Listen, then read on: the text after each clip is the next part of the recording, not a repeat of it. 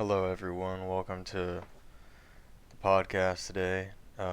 Today, we're going to be reading a sermon by my good friend Mark Capron.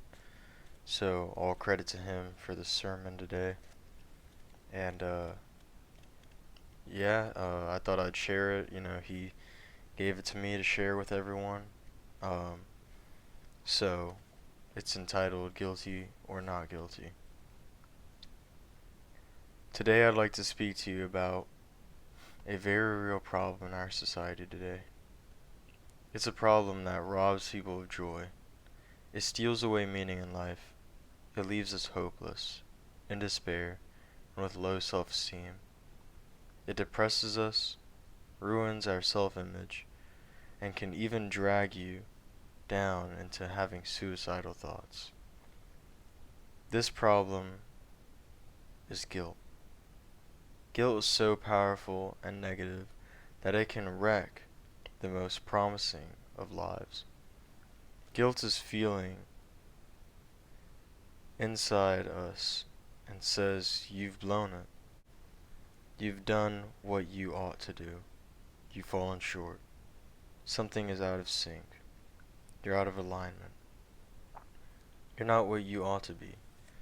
We call it conscience.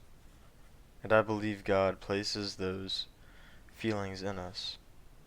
If you're saying, "I don't need to listen to this. I never feel guilty," then you are really in trouble. It may be that your conscience has been seared.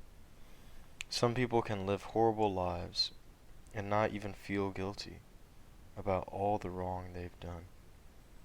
They think they're innocent when they're really guilty. 1 Timothy 4:2 speaks about having the conscience seared with a hot iron. Ephesians 4:18 and 19 describes one who has the conscience seared, who's unable to feel guilty. Having the understanding darkened, being alienated from the life of God through the ignorance that is in them, because of the blindness of their heart, who being past feeling have given themselves over unto lasciviousness, to work all uncleanness with greediness. Dear listener, I want to ask you something that I want you to think honestly and seriously about. Can you do things that you know aren't right and then not immediately feel guilty? Does it take a long time before you feel bad about what you've done? Or maybe you don't feel bad about it at all. I want to warn you that your conscience is becoming seared. And that is one of the most dreadful things that can happen to you.